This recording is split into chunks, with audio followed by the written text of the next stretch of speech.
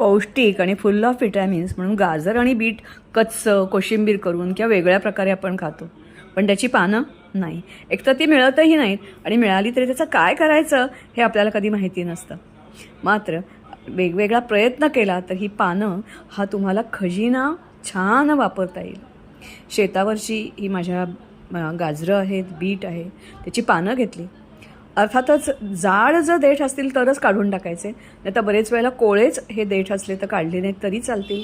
मग हे मटार, कांदा, 2 लसणीच्या पाकळ्या, नारळ घेतला आणि फोडणी केली.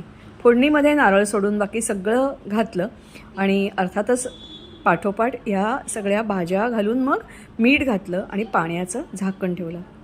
पाण्याचं झाकण ठेवलं की 1 मिनिटाभरात त्या गळतात आणि मग कापलेली जी बारीक भाजी आहे ती टाकली, वर मीठ घातलं, परत हलवलं नीट आणि परत पाण्याचं झाकण ठेवलं. वेगळं पाणी घालायची गरज लागत नाही. 2 मिनिटात भाजी ही गळते आणि मग त्याच्यावर नारळ घातला. तुम्हाला आवडत असेल तर लिंबाची फोड घालून पिळलं तरीही चालेल. बाकी साखर वगैरे घालायची गरज लागत नाही. मग अर्थातच लिंबाचं लोणचं, ताक, डाळ आणि ही भाजी, मस्त कॉम्बिनेशन आणि अतिशय टेस्टी भाजी. तुम्ही जरूर करू.